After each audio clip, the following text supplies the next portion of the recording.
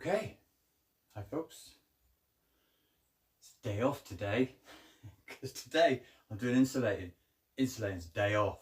It's a day off. It's a day off. So I'm going to run through vaulted ceiling. If there's anybody that has a differing opinion or any advice to give, please comment below. Love to discuss it, love to hear other people's advice and opinions.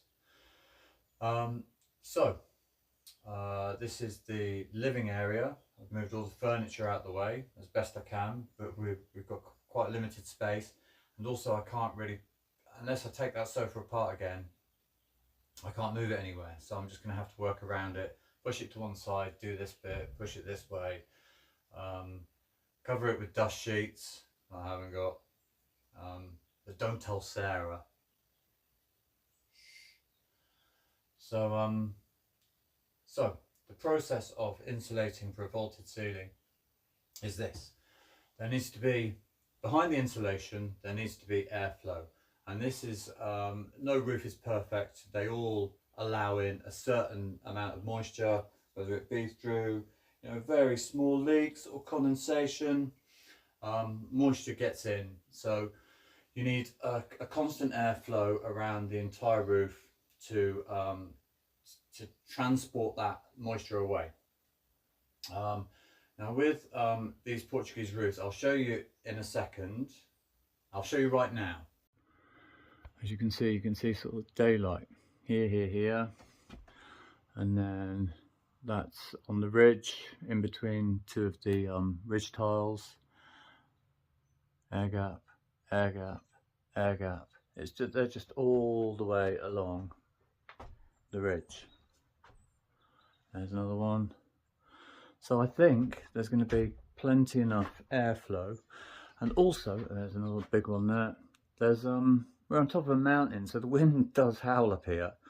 So maybe, just maybe, it will be okay. But again, if it doesn't work out, if we do start to get condensation spots, this is something that I can do quite easily because access to the roof is very easy. So yeah, I wonder whether you can see any more. There we go. Look, there's more air gaps. There's some big ones. There's some air gaps in the tiles. So you see what I mean? It's very gappy. There's two big ones over there. So I think it'll be all right. There's air gaps everywhere across all the tiles. Across the ridge, there's air gaps along the tiles. I thought about you can get ridge vents, and I thought maybe I should need to put in some ridge vents, but there's gaps everywhere. And I mean, I've been here in biblical rain, and there has been no leaks, apart from a bit on the cracked tiles where I filled in above the chimney. But obviously, when they're replaced with whole tiles, that should be fine. Fingers crossed. So yeah, so there's airflow behind. Now somebody also asked about, what did they ask about? Am I going to treat the timbers? Now I'm going to show you the timbers now that are in this roof, and this was done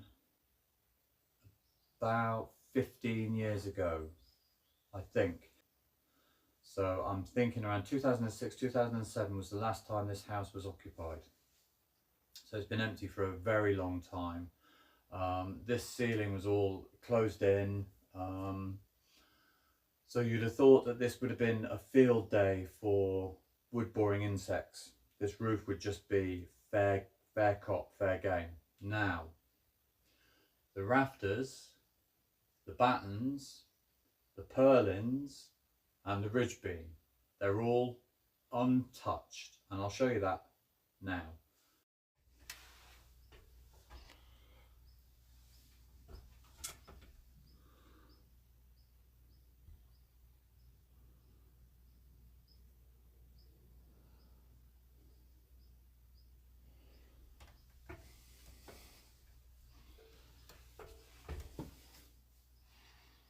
So the ceiling rafters, the ceiling joists, whatever you want to call them, the things holding up all the TNG, the beautiful TNG. The TNG was decimated. It was just, you could just crush it with your hands, because it was so so devoured by wood boring insects. And all these, I'll show you them now.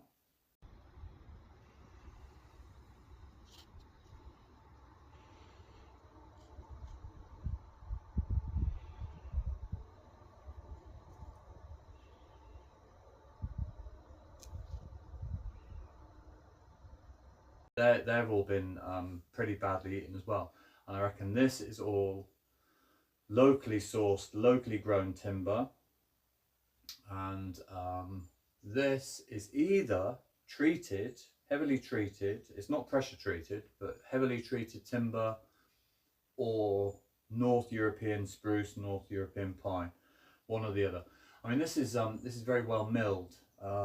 It's very uniformed in size, so it's good quality timber. So maybe it did come from, I'm not knocking Portuguese timber, but maybe it did come from one of the Northern European countries. Anyway,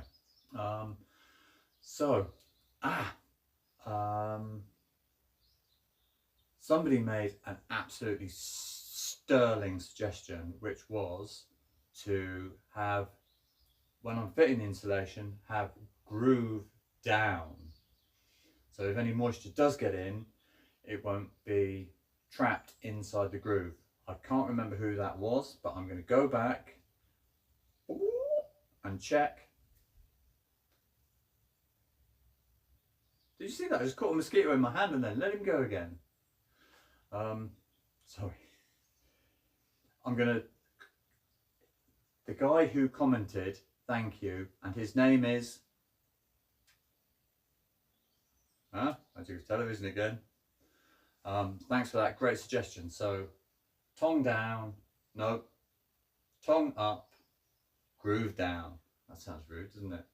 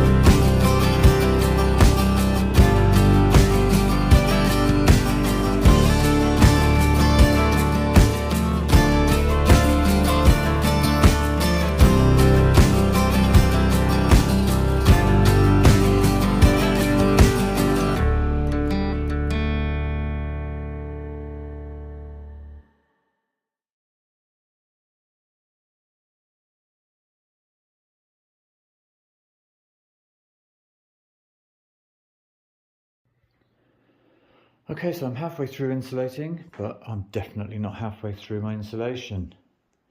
Result, very little waste, a few bits there, but that was when I was learning, you know?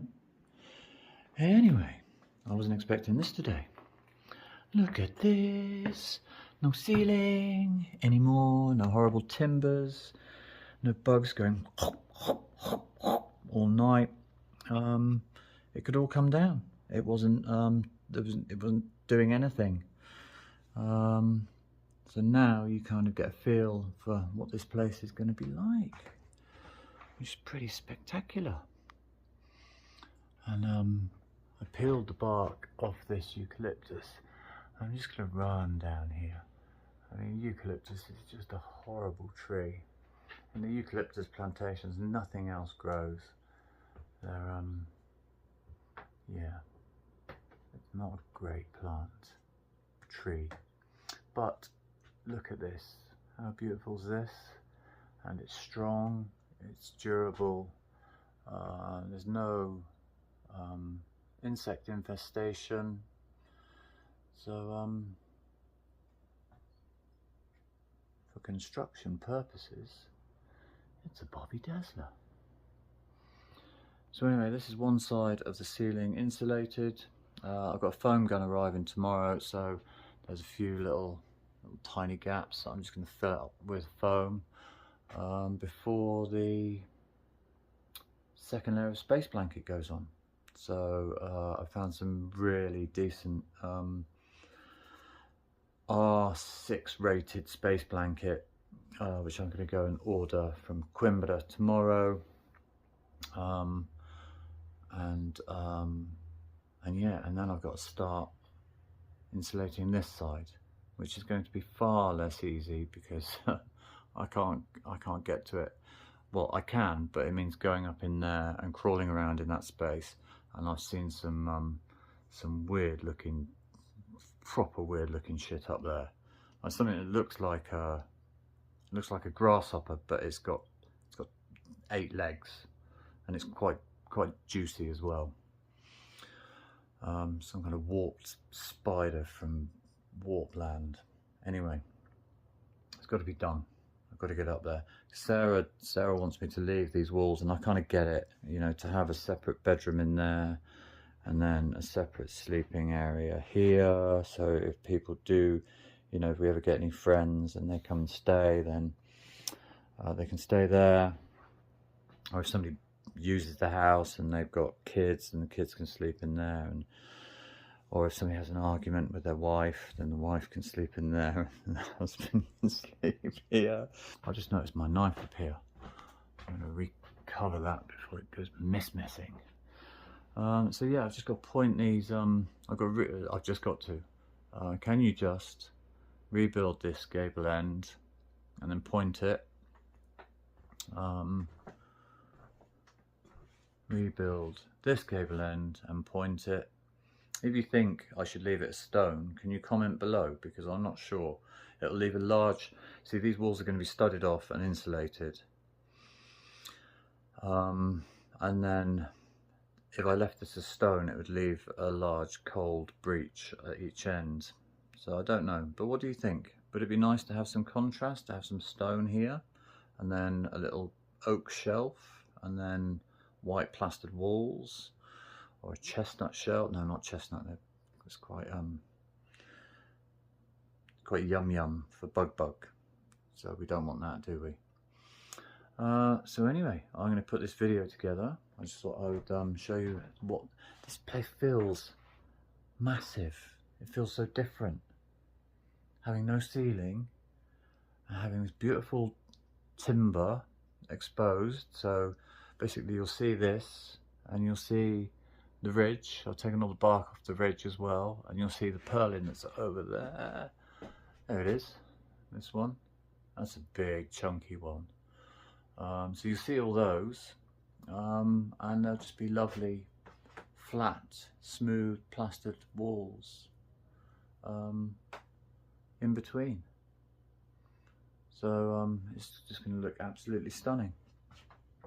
So I can get the space blanket on. I can get this plasterboarded, and get this gable ends built up, and it's going to be a lot warmer than it was in here.